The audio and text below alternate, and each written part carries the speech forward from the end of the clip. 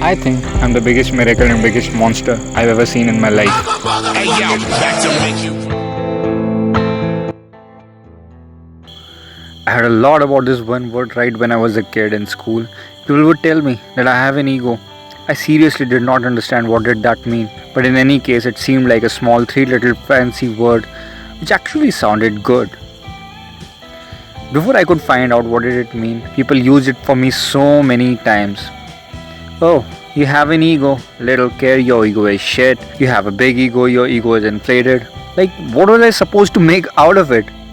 I thought ego is a bad thing. But then came a time when in my school running was compulsory and I had to take part in a long distance run. And I wasn't good at it because I was a fat ass and I just shitted in it. And then people said to me, where the fuck is your ego? Aren't you a man? How can your ego allow you to perform like this? If you have ego for yourself, how can you run like that? And then all this made me feel like I should have an ego. I was confused. As confused as if I had seen all the Christopher Nolan's movie all in one day. Or maybe I've read all Haruki Murakami's novel all in one day. Basically, my mind was fucked. But I came back to where I started. What the hell is ego? And should we have it or not? Since then years have passed, but it was just recently when I tried to Google actually what the ego is. So Google says ego is a person's sense of self-esteem or a self-importance. Okay, I would say again, it is a sense, I repeat, it is a sense of your self-esteem or importance, not actually your self-esteem or importance. Basically, it's an illusion. We humans are sick at judging everyone. We judge everyone around us and we're not pretty good at it. And then we judge ourselves. And this thing, when we judge ourselves, that is ego. I sucked when I was a kid. I couldn't run. I had a fat ass. I was afraid to talk to girls. I knew that, but I couldn't digest it. Instead of improving on it, I ran away from it. If everyone was running, I would hide because I was afraid people would judge me that I am a weak runner. When all the kids were taking off their vests to play football, I would run away from there too because people would see that I am fat. I had an ego about myself and I had to protect it. I never faced my fears. I never improved. Ego was my best enemy and it fucked me in the ass. In classes, I was smart, okay. I got the best grades. I always thought I knew more than my teachers, than anyone. I knew all the answers. I never did my homework because I thought it was for fools, though some part of it is true. But I never opened my mind to learn things from them because I had an ego that I had to protect. The ego which told me that I am the best. I know more than others and that if I would learn something from my teachers, then my ego would be destroyed. Obviously, now when I look back, I realize there were many things I did not know which I could have learned, but I refused consciously. I was arrogant.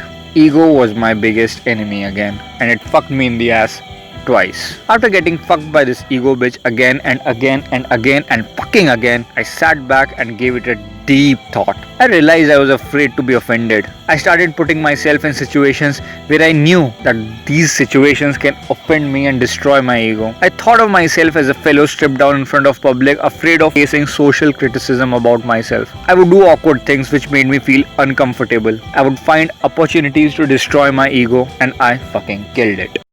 Now, when there was no ego, I wasn't afraid of shit. Anyone would try to offend me and it would not bother me a bit. I accepted that I suck. I'm fat. I can't talk. I have no confidence to go on stage. I accepted it all. I judged myself accurately before anyone could judge me. And now I had this immunity from the shit that people were going to throw at me. I accepted the fact that I know nothing about anything in this world and anyone who speaks knows more than me.